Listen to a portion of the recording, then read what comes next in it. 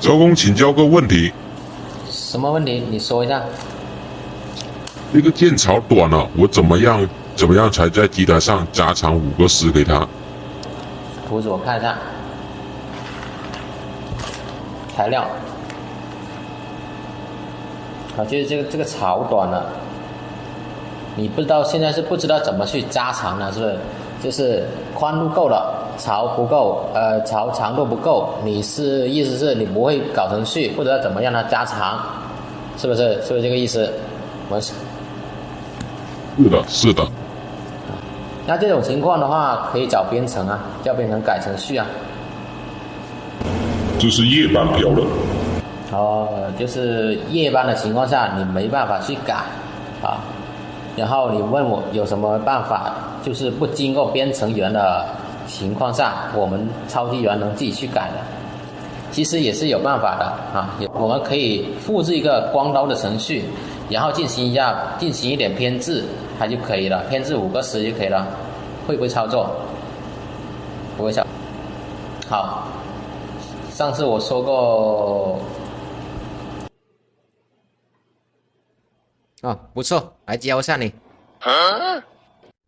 好，我们看到这个图，这个腰槽是这个尺寸宽度，然后这个长度是正10到正20个时的。那么你现在的意思就是这个长度差5个时嘛，是不是？那么其实很简单，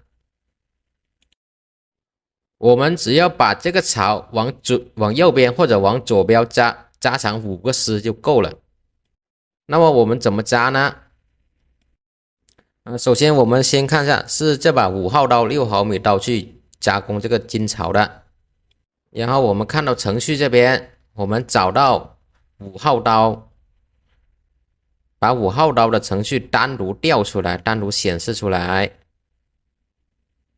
就是这个路径。然后我们找到5号刀这个程序。我们把这个程序复制一下到这个位置啊，复制一下。好，在这里另起一行，再把刚才复制的粘贴上去啊，右键粘贴上去。好，就现在相当于5号刀走了2遍。那么我们让第二个5号刀偏一点，怎么操作呢？看好了哦。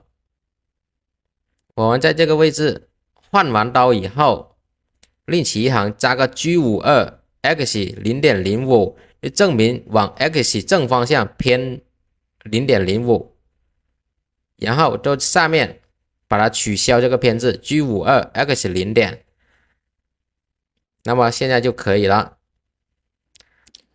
那么这个 G52 x 正 0.05， 那么意思就是这第二段光刀程序往 x 正方向偏置了5个时。